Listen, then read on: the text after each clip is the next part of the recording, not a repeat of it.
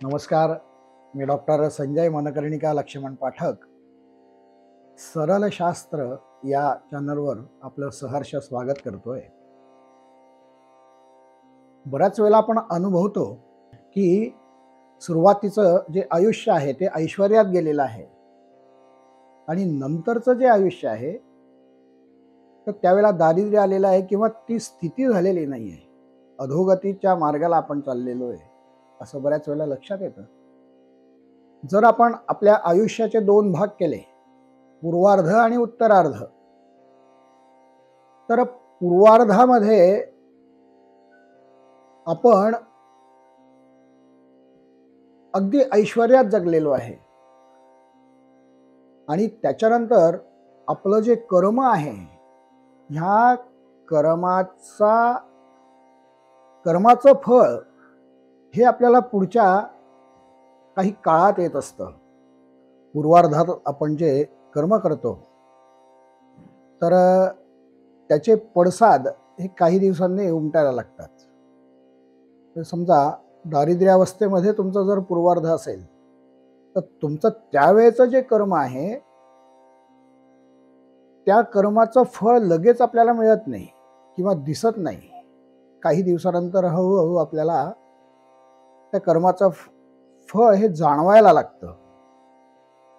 आणि बरीच अशी उदाहरणं आहेत की जे दरिद्री आहेत आणि उत्तरार्धामध्ये त्यांच्या जीवनाच्या उत्तरार्धामध्ये ते ऐश्वर्यामध्ये जगतायत. या उलट पण आहे की ज्यांचा पूर्वार्ध हा अतिशय ऐशारामात गेलेला आहे, ऐश्वर्यात गेलेला आहे आणि अशांचे बरेच उदाहरणं अशी आहेत की अशांची जी स्थिती आहे पुढे ते दारिद्र्यावस्थेमध्ये ते गेलेले आहेत. आपल्याला जे ऐश्वर्य ज्यांनी गमावून बसलेले आहेत त्यांच्यासाठी काहीतरी अध्यात्माचा कुठला तरी मार्ग आपल्याला हवा आहे. मग तो मार्ग शास्त्राने सांगितलेला आहे. भगवान श्रीकृष्णाने प्रत्यक्ष सांगितलं आहे पांडवांना. त्यांना एक व्रत सांगितलं. ते ज्या वेळेला वनवासामध्ये असतात तर त्यांना सांगितलं की तुम्ही एक अनंत चतुर्दशीच्या दिवशी व्रत करायचंय. मग अनंत चतुर्दशी ही भाद्रपद शुद्ध चतुर्दशी, त्याला अनंत चतुर्दशी असं म्हणतात. म्हणजे आपण गणपती विसर्जनाचा जो दिवस आहे तो. तर त्या दिवशी तुम्ही ते व्रत करायचं आणि त्याप्रमाणे पांडवांनी हे व्रत केलं आणि त्यांना मग 14 वर्षापर्यंत हे व्रत करायला भगवान श्रीकृष्णांनी सांगितलंय. आणि मग ह्या व्रतामुळे पांडवांना राज्य प्राप्ती झाली.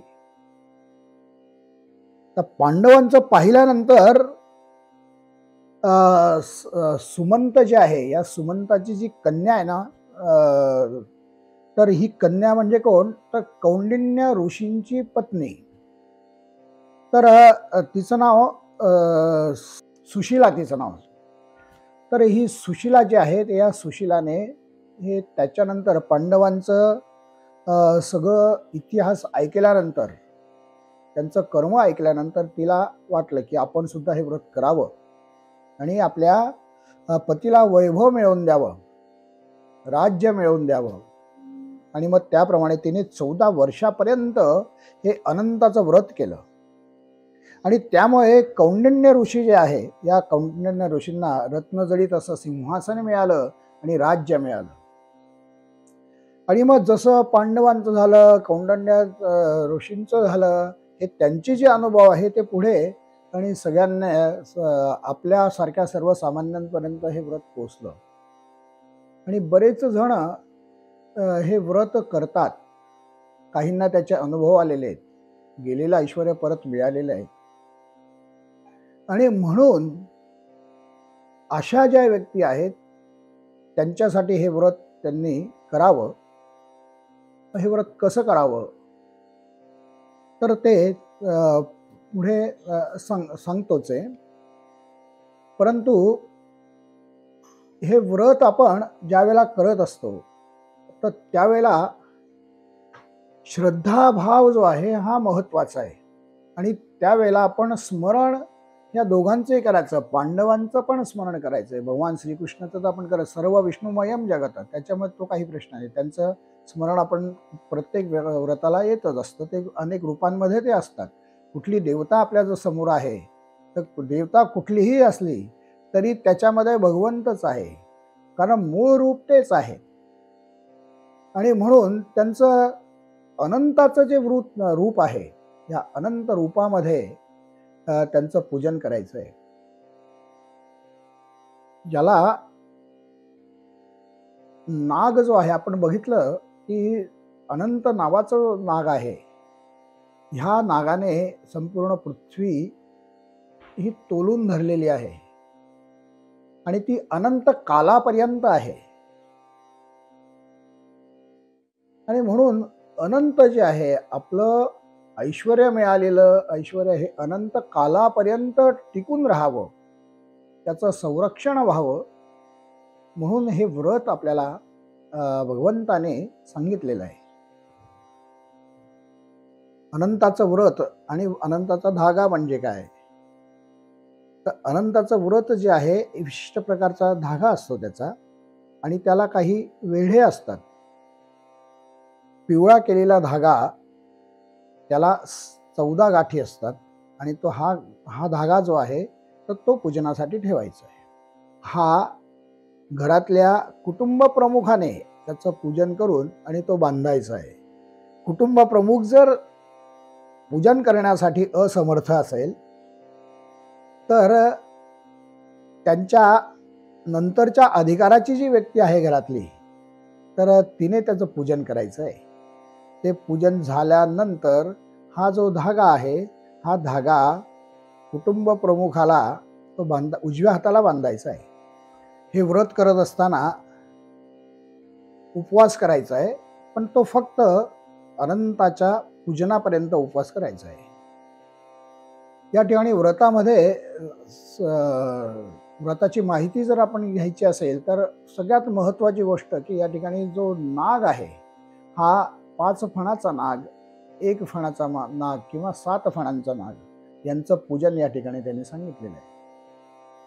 मग ते जर नाही मिळालं आपल्याला 5 फणाचा 7 फणाचा, तर त्याचा विशेष म्हणजे दर्भाचा नाग बनवायला सांगितलं आहे. एकमुखी, त्यानंतर पंचमुखी, सप्तमुखी असे 7 फणांचे अशा पद्धतीचं नाग दर्भाचा बनवायला सांगितलं. जर दर्भाचा बनवणारे नसतील, जमत नसेल, उपलब्ध झाले नाहीत दर्भाचे नाग, तर मग आपण एखादी दर्भाची काडी जरी त्याच्यावर म्हणजे नागावर ठेवली, आपल्याजवळ उपलब्ध जो धातूचा नाग आहे त्याच्याजवळ जरी ठेवली ती काडी, पण तेही चालतं. आपल्याला प्रत्येक फण म्हणून एक काडी ठेवायची दर्भाची. अशा 7 फणांचा नाग, 5 फणांचा किंवा 1 फणांचा, 1 फणी नाग, तर ह्याचं पूजन त्यांनी करायला सांगितलेलं आहे. ह्याचा संबंध जो आहे ना, तर तो आहे धाग्याशी, म्हणजे कंकण आपण जे बांधतो त्याच्याशी संबंध आहे. व्रत झाल्यानंतर, त्याचं पूजन झाल्यानंतर ते जे कंकण आहे, तो जो धागा आहे, त्याला अनंत धागा असं म्हणतात. तर तो बांधायचा असतो आणि तो वर्षभर राहू द्यायचा. दुसऱ्या वर्षी पुन्हा आपण ज्यावेळेला हे व्रत करू त्यावेळेला त्याचं पूजन झाल्यानंतर पहिला जो आपण अनंत धागा बांधलेला आहे तो काढायचा आणि मंत्रांनी त्याचं विसर्जन करायचं आणि दुसरा नवीन धागा बांधायचा. हा वर्षभर राहील. बऱ्याच वेळेला असं होतं किंवा काहींना अनंताचा जो धागा आहे तो कुठेतरी सापडतो आणि तो सापडल्यानंतर, दृष्टीस पडल्यानंतर ते अनंत माहिती असतं. मग त्याची अवहेलना जर त्याला आपण घेतलं नाही, नमस्कार केला नाही, तर त्याचा अवहेलना, त्याच्याकडे दुर्लक्ष केलं जातं आणि म्हणून मग त्याचा दोष लागू शकतो. म्हणून मग कोणीही तो धागा उचलतो. तो एक मनुष्य स्वभाव आहे. आणि मग त्याचं काय करायचं शंका विचारतात. शंका असतात की आता आपल्याला हा मिळालेला आहे, आपण तर कधी आपल्याकडे तर हे व्रत कोणी करत नाही आहे, आतापर्यंत कोणी करत नाही आहे, पण आपल्याला हे मिळालंय, मग काय करायचं? पण त्याच्यामध्ये प्रकार असा आहे, मग जर तुम्हाला नाग तुमचा अनंत धागा हा कोणत्या प्रकारचा सापडलेला आहे, तो जर पुरातन असेल, जुना असेल, तर त्याचं आपण विसर्जन करावं. पण तुम्हाला जर नवीन अनंताचा धागा सापडला, तर मग आपण त्या व्रताला प्रारंभ करायला हरकत नाही. आपली कामना असो किंवा नसो, ऐश्वर्य, दारिद्र्य हे काही कामना नाही. आपल्याला ते आलेले आहे, त्यांनी दृष्टांत आपल्याला दिलेला आहे, स्वतःहून आपल्याकडे आलेले आहेत आणि म्हणून आपण त्या व्रताला प्रारंभ करायचा आहे, व्रत करायचं आहे. तुम्ही मनाची कामना, मनोकामना जरी तुम्ही प्रकट केली नाही, तरी जे फळ मिळायचं ते तुम्हाला मिळणारच आहे. म्हणून असं काही नाही की आपण ऐश्वर्यामध्ये आहे, आपण अमुक आहे आणि आपल्याला काही गरज नाही, असं असं नाही आहे. त्याचं फळ तुम्हाला मिळतच राहणार आहे. जे ऐश्वर्य जर असेल तर ते कायम त्या पद्धतीने राहील, तुमची परिस्थिती पालटणार नाही. आता परिस्थिती पालटणार नाही ह्याचा अर्थ काय? तर तुम्ही जे जे कर्म करतात, तर दुष्कर्म जर तुम्ही करत असाल तर तुम्हाला ती बुद्धी होणार नाही. तर ती बुद्धी नाही झाली तर मग तुम्ही अधर्माच्या मार्गापासून वंचित व्हाल, धर्माकडेच तुम्ही धर्माकडे जर तुम्ही चालत असलात, तर मग तुम्हाला त्याचं त्याचं फल जे आहे चांगलंच मिळणार. आणि म्हणून हे जे व्रत आहे, हे व्रत हे सगळ्यांनी करावं, ज्यांच्याकडे करत असतील किंवा करत नसतील आतापर्यंत, प्रथा असेल किंवा नसेल, तर हे व्रत करायला तुम्ही कोणीही हरकत नाही आहे. तर या ठिकाणी आज आपण थांबतोय. पुढच्या भागापर्यंत नमस्कार.